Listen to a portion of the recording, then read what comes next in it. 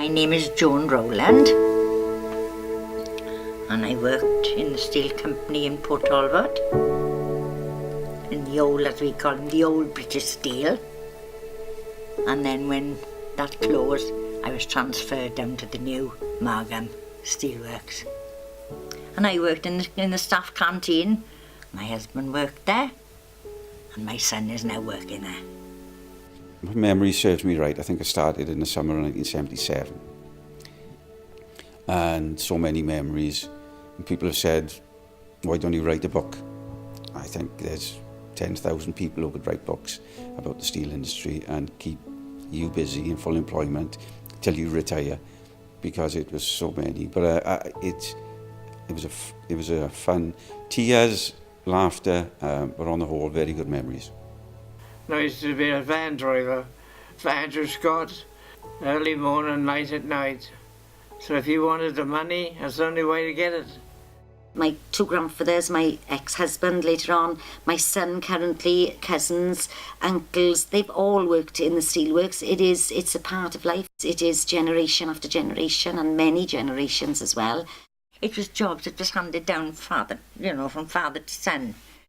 I had 3 boys and the other 2 weren't interested, except this one.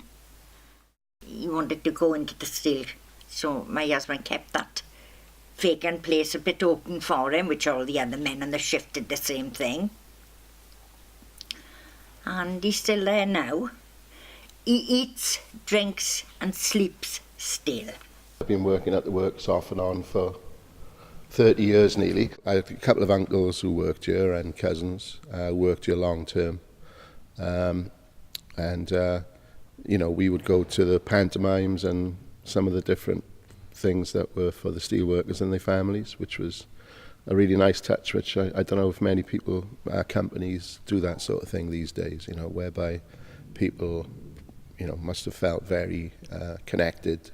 As the Borough Reference Librarian, I had a lot to do with the research part of the steelworks in days gone by. And also my husband worked in the steelworks and helped to develop the Deepwater Harbour. I think I remember particularly when they used to have the sort of family days. They would go up to the sports field and there would be refreshments and everybody was there from all the different departments and so on, and they would have entertainments. And then of course there were the Christmas dinners and so on, where each department would get together and you got to know your fellow workers and their wives and so on. It was a very family sort of place. I played hockey myself for British Steel. I came straight out of school. So grateful for the Steel Company of Wales down in Margam. Met my ex-husband now. He played rugby on the pitch for British Steel. Spent 10, 15 years there. These activities out of work were very important. We lived directly on top of the steelworks. The blast furnace was in front of me. If I'd open my bedroom window, you'd hear the noises morning, afternoon and night. There were quite often times where there'd be explosions and things, and pets would be covered. If you'd see a white poodle, it would suddenly be a pink poodle, which was really strange to see. Working in a boss plant, covered with dust, and I'd go up and have a shower and come back out and he's just as black as you were when you went in.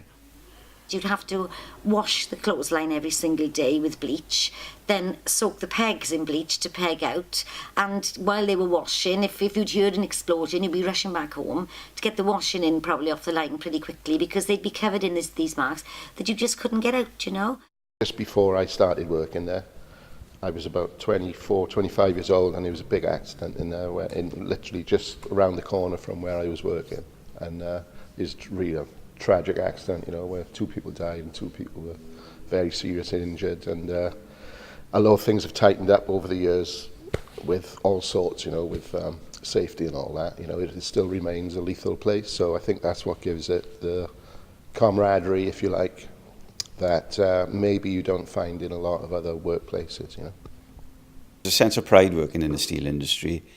Similarly, I talked to people who had worked in the coal industry, and it was the same sort of pride. It was his life and his livelihood, but he loved doing it. So there was a lot of love, I think, of doing. I don't know why, but he loved it. And if we used to quarrel, before him going, my mother used to say, now don't now say so long to him, because so, yeah, oh yes, it was hard, love. It wasn't an easy job. It's a privilege to work in sort of heavy industry, really, which is, you know, it's practically gone from not just South Wales but Britain in general, and probably these parts of Europe and stuff. Without steel, I think Port Talbot, well, it would exist, but it would be a much smaller community, of course, because they built sandfields for the workers. So there's a very large area there that is only due to the steelworks. Steel came in at just the right time to keep the town alive. I always was amazed how happy people are in Port Talbot. And I don't know if that's the fumes or whatever, but really it's a happy place. And I think without the steelworks, it would just lose its. I don't know. I'd imagine people would be a lot more miserable. Without the steelworks, Port Talbot, in my opinion, would cease to be Port Talbot, and it just doesn't bear thinking about.